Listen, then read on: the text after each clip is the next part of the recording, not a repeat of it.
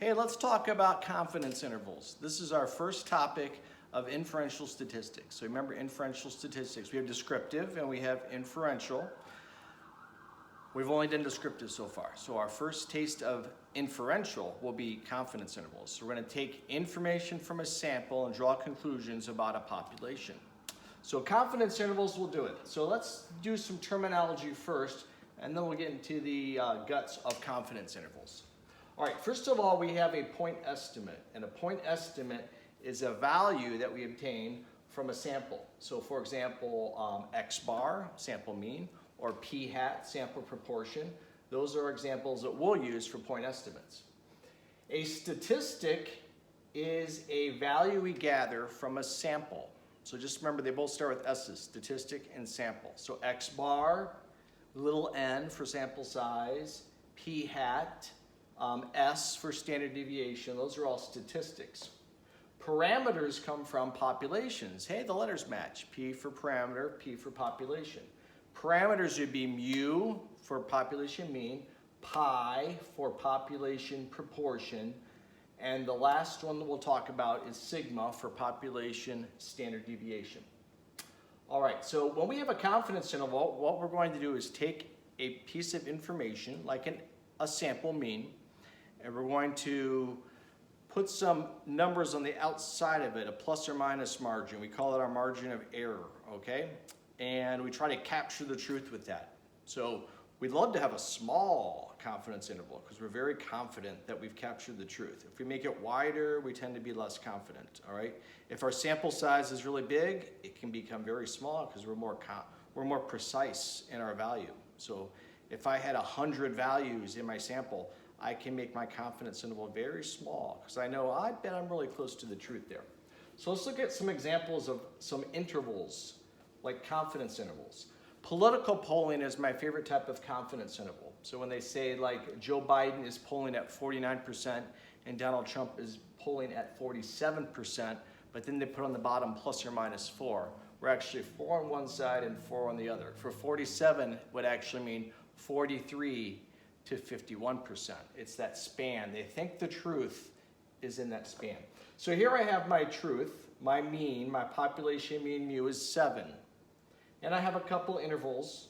Here's one, it went from 5.4 to 7.4. Oh, it captured 7, great.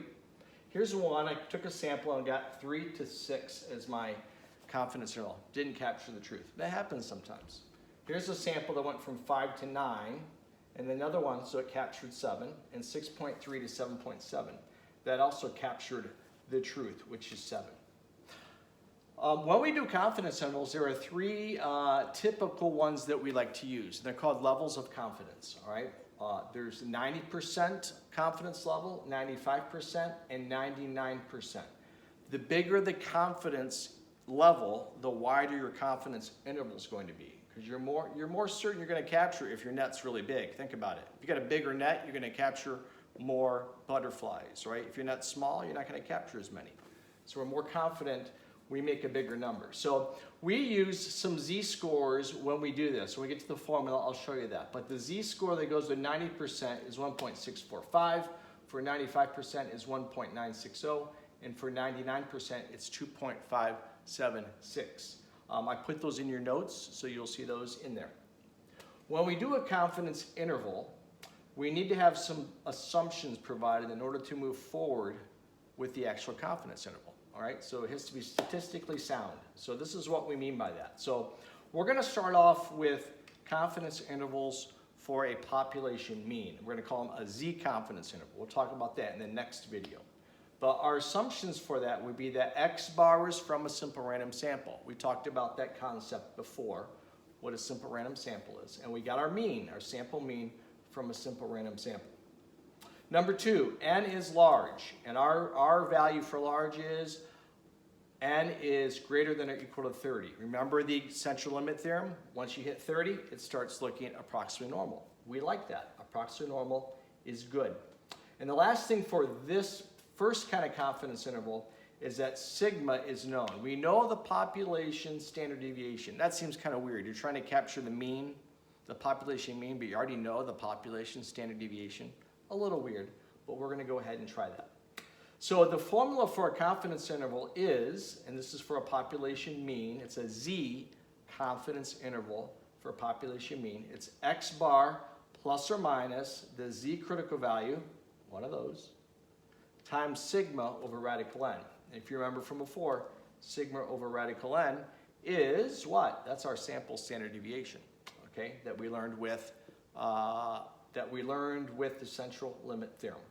All right, so our next video will actually work out some problems for confidence intervals.